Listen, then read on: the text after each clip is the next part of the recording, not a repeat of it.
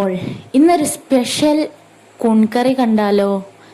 2 ഉള്ളി, ചെറിയ തക്കാളി, കുറച്ച് ഇഞ്ചി, കുറച്ച് വെളുത്തുള്ളി, ഇതൊക്കെ നമുക്കൊന്ന് സ്ലൈസ് ചെയ്ത് മാറ്റി വെക്കാം. ഒരു അടുപ്പത്ത് ചട്ടി വെച്ച് അതിലേക്ക് കുറച്ച് എണ്ണ ഒഴിച്ച് കടുക് പൊട്ടിച്ച് കുറച്ച് പെരിഞ്ജീരകം കൂടി ആഡ് ചെയ്ത് വറ്റൽമുളകും കൂടി ആഡ് ചെയ്ത് ജസ്റ്റ് ഒന്ന് മൂപ്പിച്ചെടുക്കാം. അതിലേക്ക് നമുക്ക് അരിഞ്ഞു വെച്ച ഉള്ളി ആഡ് ചെയ്യാം. കുറച്ച് ഇഞ്ചിയും ആഡ് ചെയ്ത് നമുക്ക് അതൊന്ന് ജസ്റ്റ് വഴറ്റിയെടുക്കാം. വഴറ്റി കഴിഞ്ഞ് അതിലേക്ക് കുറച്ച് വെളുത്തുള്ളിയും കൂടി ആഡ് ചെയ്യാം. അതൊന്നും കൂടി വഴറ്റിയെടുക്കണം കേട്ടോ. അതിലേക്ക് കുറച്ച് ഉപ്പും കൂടി ആഡ് ആക്കിയാൽ വഴറ്റി കഴിഞ്ഞാൽ പെട്ടെന്ന് നമുക്ക് വെന്ത് കിട്ടാനുള്ള എളുപ്പ വഴിയാണ്. അതൊന്ന് നമുക്ക് വഴറ്റിക്കഴിഞ്ഞാൽ കുറച്ച് തക്കാളി, നമുക്ക് അരിഞ്ഞു വെച്ച ആ ഒരു തക്കാളി നമുക്ക് ആഡ് ചെയ്ത് കൊടുക്കാം. തക്കാളി ഒന്ന് ജസ്റ്റ് ഒന്ന് മിക്സാക്കി നമുക്ക് അടപ്പ് ഇട്ട് അടച്ചു വെച്ച് ഒരു 5 മിനിറ്റ് വേവിക്കണം കേട്ടോ.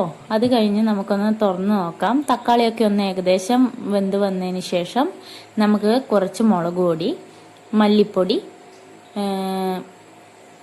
ഗരം മസാല, ചിക്കൻ മസാല എന്നൊക്കെ ചേർക്കാം.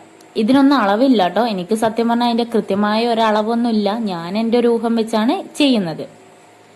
നമുക്കിതൊക്കെ ആഡ് ചെയ്ത് കൊടുത്ത് നമുക്ക് നല്ല പോലെ ഒന്ന് വഴറ്റി കൊടുക്കണം. നല്ല പച്ച മണം മാറുന്ന വരെ വഴറ്റി കൊടുക്കാം.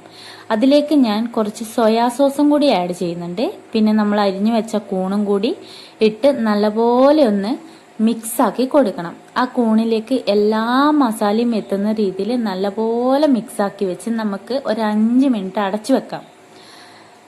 അത് കഴിഞ്ഞ് ഞാൻ തുറന്ന് കുറച്ച് കറിവേപ്പിലയും കൂടി ആഡ് ചെയ്യുന്നുണ്ട് കേട്ടോ. അത് കഴിഞ്ഞ് ഒന്നും കൂടി അടച്ചു വെച്ച് നമുക്ക് വേവിക്കാം. കുറച്ച് മല്ലിച്ചപ്പ് ഞാനിവിടെ അരിഞ്ഞു വെക്കുന്നുണ്ട്. അപ്പോഴത്തേക്കും നമ്മളെ കൂണുകറി ഏകദേശം ഒന്ന് അതിന്റെ വെള്ളമൊക്കെ ഇറങ്ങി ജസ്റ്റ് നല്ലപോലെ ഒന്ന് ആയിട്ടുണ്ട്, വെന്തിട്ടുണ്ട്. അപ്പൊ അതിലേക്ക് നമുക്ക് ആവശ്യമായ വെള്ളം, അത് വേണമെങ്കിൽ ഫ്രൈ ചെയ്തെടുക്കാം. എനിക്ക് പക്ഷെ ഇവിടെ വെള്ളം ഞാൻ ആഡ് ആക്കുന്നുണ്ട്. എനിക്ക് വെള്ളം വേണം.